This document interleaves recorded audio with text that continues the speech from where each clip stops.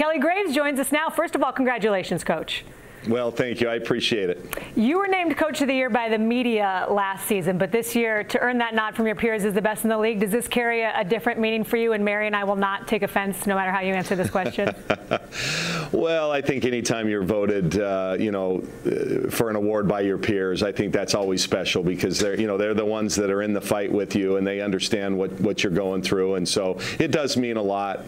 At the same time, I think all coaches would say the same. It is meaningful, but it doesn't mean much. It's really about the team success that's what we're all worried about and working towards. But it's always nice to get recognized. Kelly, you know that people think if you've got great talent, all you do is roll the ball out and, great things happen. You win a lot of games. It takes a lot more than that. It takes great coaching. It takes concepts. How are we going to win? What did you and your staff put together with this group to say this is the path forward where we can win championships? Well, you look at our senior class, Adi Gilden and Maite Cazorla, they're the ones that really got this thing started. We didn't have much to promise them other than a vision. We knew we could be good. We knew we could build something special here, and they took a chance on us, as did that next class, Sabrina, Ruthie, Morgan Yeager, Lydia Giomi. We thought we could get here, but it's hard. It is really hard, and to do it in a conference like the Pac-12, I think has been phenomenal for these young women. But I thank them for everything that they do, and I'll tell you, every coach will tell you it's you got to have talent, and we are blessed with great talent. There's no question about it. But they work hard, they work well together. We recruited the right kind of players too, unselfish players, as well as being talented. And you talk about the tough times. You guys are just coming out of a tough time. Ruthie Hebert's injury just sort of comes out of nowhere, and you were rolling at that point in time. What did that adversity that your team faced, what did you learn about your team, and how are you a better team now than you were before? Well, I think we learned that, Ruthie's quite valuable to us, as is every player.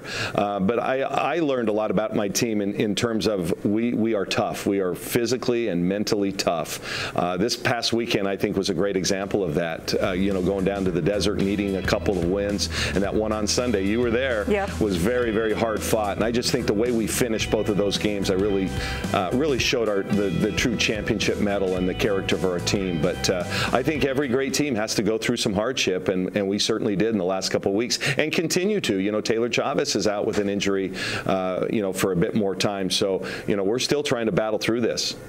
Kelly, you talk about your team being physically and mentally tough, and maybe the heart and soul of that is Sabrina Ionescu and what she's able to give you guys from that, even her mental preparation and the way that she attacks the game. She was named Player of the Year. I think you would probably say deservedly so, even though there's a ton of great talent around the league. What does it mean to you that she was able to earn that honor again? Well, a testament to really a special player. Her competitive spirit, that greatness, that competitive greatness, I think you just don't find very often, and she's got it. However you want to define the great players, she has all of those characteristics. And in a year like this, I'm not sure, in my 5 years here in the conference, I don't think it's been deeper in terms of Player of the Year candidates. Christina Nigwe would have been a tremendous choice. Alana Smith, I think, is just phenomenal.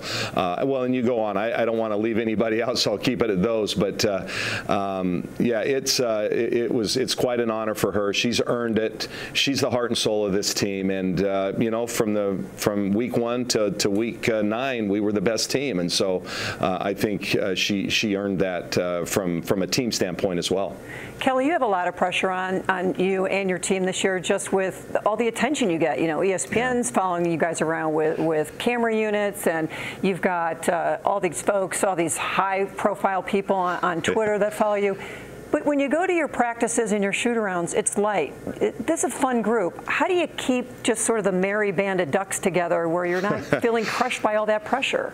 Well, you have to keep it light. And honestly, Mary, you've seen this 100 times. Yeah. Do Ruthie and Sabrina really need to practice one more pick and roll? No. I mean, if we can keep it light in practice, I think the numbers, the fact that we only have 9 players healthy from the start of the season and now just 8, I think that's dictated the fact that we, go light on practice days. I want them 100% during games.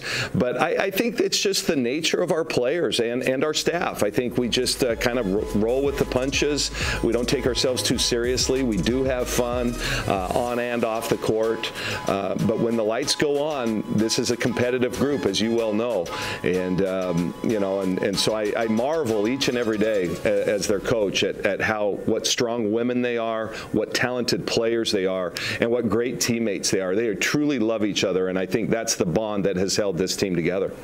We are doing the same marveling, but from the outside, so good to know the other. Merry Band of Ducks, by the way. I like that. Merry Band of Ducks, yeah. Kelly, congratulations. We're excited for you, and we're really excited to watch this Merry Band of Ducks move forward in the month of March.